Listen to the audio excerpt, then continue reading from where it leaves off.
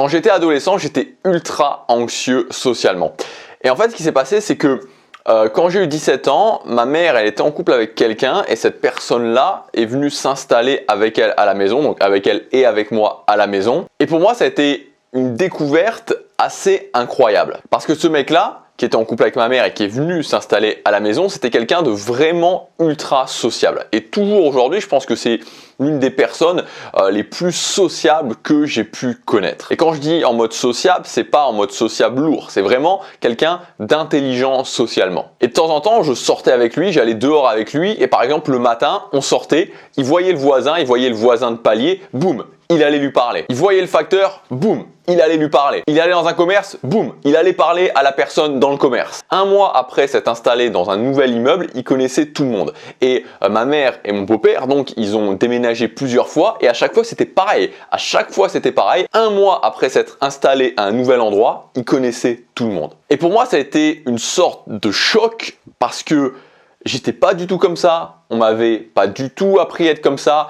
J'avais pas dans mon environnement proche, très proche, de personnes qui étaient comme ça. Et en fait, je pourrais même dire que j'étais exactement l'inverse de ça. Je parlais à personne, j'étais super anxieux à l'idée de parler à quelqu'un. Quand quelqu'un m'adressait la parole, quand quelqu'un essayait de me faire un petit peu parler, je devenais tout rouge, voire me violer tellement j'étais anxieux. Et finalement, en observant les gens sociaux en général, en observant les hommes, les femmes qui sont sociables, qui sont à l'aise au fait de parler avec les autres, qu'on peut qualifier d'à l'aise socialement, qu'est-ce qu'on peut remarquer? C'est-à-dire que si on essaie, moi j'aime beaucoup faire ça, c'est-à-dire partir de faits observables et essayer de déduire des choses par rapport à ça. C'est-à-dire ne pas réfléchir sur des idées, réfléchir sur des faits. J'ai des faits, j'observe des faits et par rapport à ces faits, j'essaie d'en déduire des choses. Vous prenez 100 personnes à l'aise socialement, vous prenez 100 personnes mal à l'aise socialement, vous les observez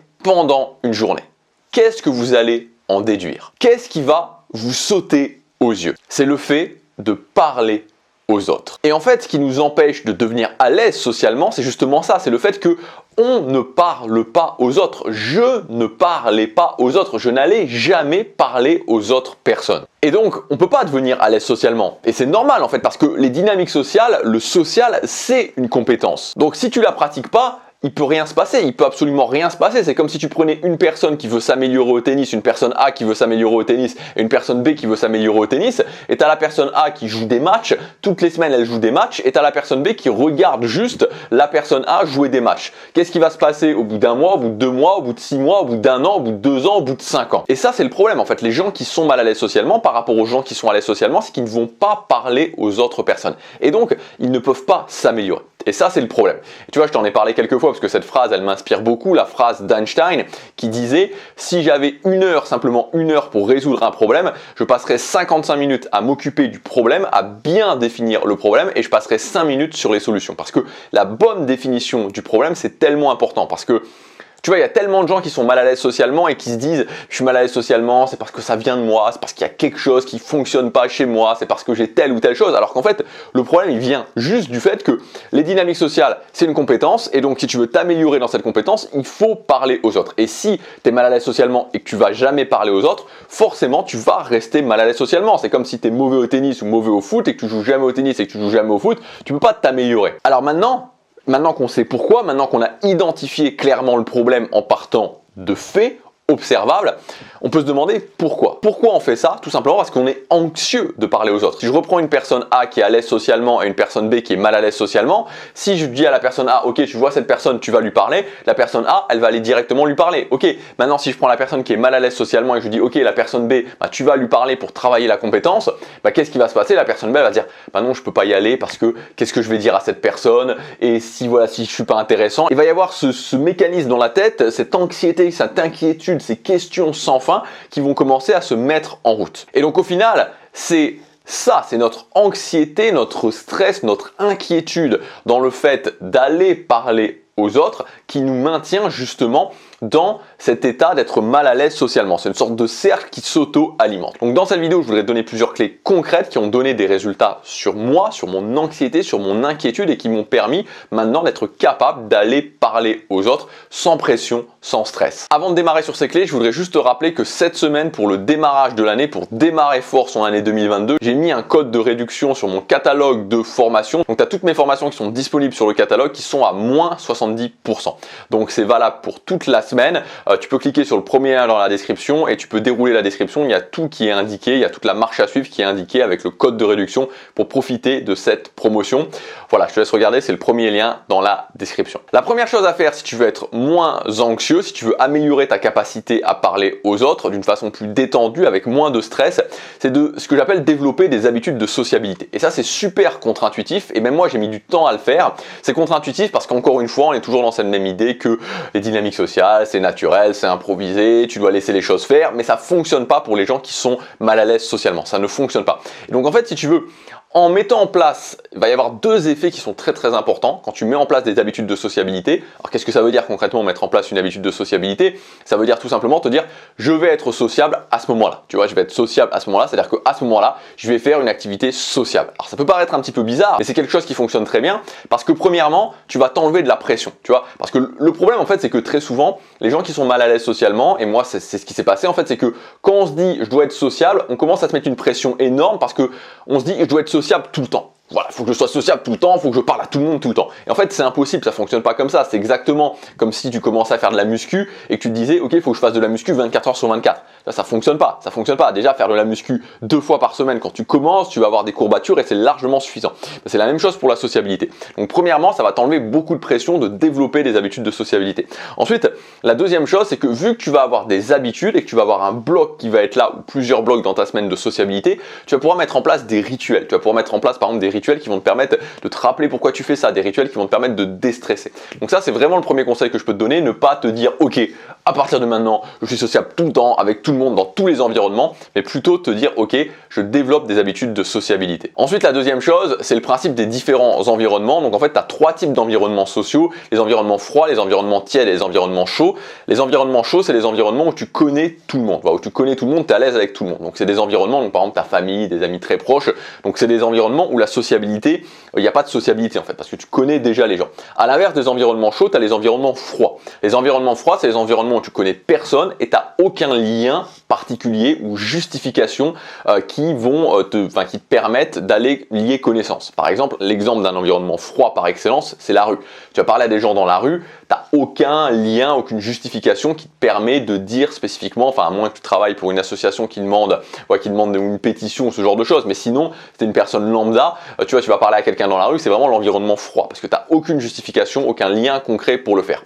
Et au milieu des deux, tu as ce que j'appelle les environnements tièdes, et les environnements tièdes, c'est des environnements où tu connais pas les gens, mais tu as une justification. Donc par exemple, une nouvelle activité que tu commences, tu vas prendre des cours de japonais, des cours de russe, des cours de chinois ou des cours de portugais, tu as une justification d'aller parler aux gens, c'est une activité. Tu arrives à une soirée, par exemple une soirée d'anniversaire d'un ami, tu connais pas tout le monde, mais tu as une justification pour leur parler, c'est un environnement tiède. Tu arrives à un événement, tu vas à un événement de développement personnel, tu vas à un événement de marketing, tu vas à un événement pour investir en bourse, pour investir dans l'immobilier. Là, tu as aussi justement une justification pour parler aux gens, c'est un environnement tiède. Donc si tu es vraiment très mal à l'aise socialement, je te conseille beaucoup plus de partir sur des environnements tièdes que des environnements froids. Le troisième point, c'est évidemment de faire un focus sur les conversations parce que la sociabilité, elle va se manifester sur les conversations. Et encore une fois, moi je t'invite à partir sur des structures et sur des routines. Donc typiquement, moi ce que j'appelle la structure universelle de conversation, c'est une structure de conversation qui est l'ouverture, l'accroche, le pont, le confort.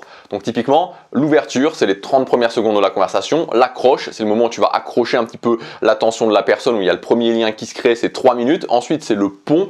Donc le pont, c'est le moment où vous n'êtes pas encore, t'es pas encore super à l'aise, la conversation n'est pas encore super déliée, mais voilà, tu as fait la première accroche et le pont, qui dure environ jusqu'à la minute numéro 10, va t'emmener à la phase de confort. Et la phase de confort, c'est la phase où les deux parties, enfin si tu es en train de parler à quelqu'un, donc les deux personnes, ou si tu es en train de parler à un groupe, plusieurs personnes, mais en général, ça va plutôt être avec une personne, ont compris que voilà, tu allais rester dans la conversation et que la conversation commençait à être plus déliée. Et donc par rapport à ça, une fois que tu as bien structuré les choses, tu vois, ouverture, accroche, pont, confort, tu peux mettre en place des routines. Tu peux mettre en place des routines pour l'ouverture, tu peux mettre en place des routines pour l'accroche, tu peux mettre en place des routines pour le pont. Évidemment, ça dépend dans quelle situation tu fais ça. Et c'est quelque chose qui va beaucoup, en tout cas moi ça m'a énormément aidé au niveau des conversations, plutôt que de se dire je vais aller parler à cette personne-là et voilà, tu vois, freestyle, impro total, ou si tu es un petit peu comme moi, c'est-à-dire introverti, j'étais mal à l'aise socialement, inquiet de nature, franchement, tu vois, c'est au-delà du fait que c'est pas pertinent de faire ça et au-delà du fait que c'est pas du tout efficace de faire ça, c'est aussi, et ça je pense que c'est important de le noter, c'est se faire stresser, s'inquiéter, se mettre dans des états pas possibles pour rien. Pour rien, parce qu'il existe d'autres solutions beaucoup plus simples, comme par exemple les routines. Quatrième chose à comprendre au niveau de la sociabilité, c'est ce que j'appelle l'état social. Donc il faut comprendre que quand, pour n'importe qui en fait, hein, même si tu es à l'aise socialement, ça c'est valable pour n'importe qui, c'est que, tu vois, quand tu vas commencer à parler aux gens, quand tu commences à être sociable, tu commences à parler à une, deux, trois personnes, tu vas te mettre dans ce que j'appelle l'état sociable. Un état où, en fait, tu vas être beaucoup plus à l'aise de parler aux autres, ça va être beaucoup plus simple pour toi de parler, de trouver des idées, etc., etc. Et en fait, cet état sociable, tu vois, il est tout à fait comparable à l'état que tu peux ressentir. Si par exemple tu fais du sport, si par exemple tu fais de la musculation, tu vois, tu arrives à ta séance de musculation, ben, tu vois, t'es pas chaud, tu vois, tu étais peut-être en train de faire quelque chose avant, tu étais peut-être au boulot, tu vois, tu sors de ta voiture, bref, t'es pas du tout ton corps il est pas prêt à faire de la musculation. Tu vas commencer à te chauffer. Tu vas commencer à te chauffer, donc tu mets un petit peu ton corps dans un état propice à faire de la musculation, et puis tu vas commencer à faire le premier exercice, et puis le deuxième exercice, et puis tu vas t'apercevoir en fait qu'à partir du premier exercice, du deuxième exercice, tu vas te sentir dans un état où tu vois, tu commences à ressentir des sensations, tu vois, tu commences à être vraiment dans un état où tu commences à prendre du plaisir à faire de la musculation, du plaisir à pousser de la fente. Bah, c'est exactement la même chose au niveau social. C'est-à-dire que tu peux pas t'attendre au moment où tu as passé toute ta journée peut-être à travailler, toute ta journée à être chez toi, à arriver et directement avoir des bonnes sensations au niveau social. Donc en fait, c'est vraiment une montée qu'il faut faire. Et moi maintenant, vraiment, la chose que je fais, c'est quand je suis dans une habitude de sociabilité, je me dis, ça peut être, j'arrive dans un environnement sociable, ça peut être, je vais parler à des filles dans la rue. Ce que je me dis, ok, maintenant je vais aller parler à 2, 3, 4 personnes juste pour me délier socialement, juste pour me chauffer socialement. Je m'en fous de ce que je dis, je m'en fous de ce qui se passe, c'est juste pour commencer à m'échauffer. Et ensuite, quand je me sens vraiment, quand je sens que je commence à avoir, tu vois, tu le ressens en fait, c'est exactement comme en musculation. Au bout d'un moment, tu finis par de ressentir quand tu es dans cet état-là, là à ce moment-là, je commence vraiment à travailler entre guillemets socialement. Cinquième point, c'est l'overthinking, donc le fait de surpenser. Encore une fois, c'était vraiment quelqu'un comme moi, donc introverti avec une prédisposition, on va dire, à l'inquiétude, à l'anxiété. Vraiment, il faut vraiment que tu débranches le cerveau. C'est-à-dire, surtout, et moi, en fait, ce que je te conseille vraiment de faire, c'est que quand tu fais ton habitude de sociabilité, ne te juge pas, ne te dis pas c'est bien ou c'est pas bien. Tu le fais et tu te récompenses pour l'avoir fait. Et si tu veux analyser les choses dans le sens logiquement, dans le sens ok, est-ce que j'aurais pu faire quelque chose de différent, comment je pourrais m'améliorer, fais-le le lendemain ou le surlendemain, mais pas sur le jour même. Le jour même, vraiment, quand tu l'as fait, tu te récompenses vraiment intérieurement et tu commences pas à te juger. Tu vois, même si tu vas parler à quelqu'un et que la personne te dégage, tu te prends un gros rejet, tu vois, ça arrive rarement. Je te le dis, ça arrive rarement, tu vois, voilà, ça arrive quand même assez rarement d'avoir vraiment des rejets trash, en fait beaucoup moins que ce qu'on peut penser, pardon, mais ça va arriver. Et quand ça arrive, tu vois, c'est pas grave, tu vois, tu te récompenses, je l'ai fait, tu vois, je suis en train d'avancer, tu vois, j'avance. Et c'est la prise d'action qui compte beaucoup plus que le résultat. Et enfin, le sixième point, c'est toujours se rappeler que la sociabilité, c'est vraiment une activité qui peut rapporter gros. C'est une activité qui peut rapporter gros parce que, à ma connaissance, et franchement j'ai quand même fait pas mal de choses, c'est-à-dire que, tu vois, j'ai appris des langues étrangères, j'ai joué de la guitare, j'ai joué dans un groupe de musique, j'ai déménagé à l'étranger, j'ai monté un business en ligne, j'ai fait de la musculation, j'ai fait du social aussi beaucoup. Et tu vois, dans toutes ces activités, dans tout ce panel d'activités que j'ai pu faire, le social, c'est à ma connaissance, c'est l'une des seules activités qui paye cash, tu vois, ça paye cash. Alors ça veut pas dire que ça va payer tout en cash, mais ça veut dire que potentiellement ça peut payer cash. Potentiellement ça peut payer cash, c'est-à-dire que potentiellement, tu vois, la prochaine habitude de sociabilité que tu vas mettre en place, ça dépend de ce que tu veux faire, tu vois. Soit c'est des groupes, soit si c'est pour te créer un cercle social, soit c'est pour en séduction. La prochaine personne avec qui tu peux parler, potentiellement, elle peut changer ta vie, tu vois. Elle peut vraiment changer ta vie. Potentiellement, ça peut être quelqu'un qui a une importance démesurée, qui va changer complètement ta vie, ou un ami que tu vas garder, tu vois, en séduction, une relation de couple, ou alors un ami ou une amie que tu vas garder, qui va devenir vraiment quelqu'un de super important. Et ça, c'est vraiment quelque chose que je me répète à chaque fois quand je vais parler à quelqu'un, c'est que tu sais jamais ce qui peut se passer quand tu vas parler à des nouvelles personnes. Et chaque personne à qui tu vas parler, ça a le potentiel d'avoir un impact très très fort dans ta vie. Voilà ce que je voulais dire dans cette vidéo, j'espère que ça t'aura aidé, que ça t'aura donné à réfléchir, ça t'aurait donné aussi des pistes concrètes pour avancer. Si tu veux aller plus loin, tu as ma formation sur la sociabilité, ça s'appelle l'art de socialiser, où je te donne 51 techniques ultra concrète pour chacun des différentes parties, puisque tu vois je suis quelqu'un de très structuré. J'ai divisé la sociabilité en différentes parties. Pour chacune de ces parties je te donne plusieurs techniques, donc pour aller parler aux gens sans pression, pour l'ouverture, le maintien de la conversation, etc. Donc tu as 51 techniques pour socialiser avec les gens que tu peux commencer à appliquer dès aujourd'hui. Voilà, donc cette formation l'art de socialiser, elle est incluse dans mon offre cette semaine, démarrer fort l'année 2022. Donc pour accéder à cette promotion, tu cliques sur le premier lien dans la description, tu vas arriver à mon catalogue de formations. Là tu as toutes les formations qui sont disponibles.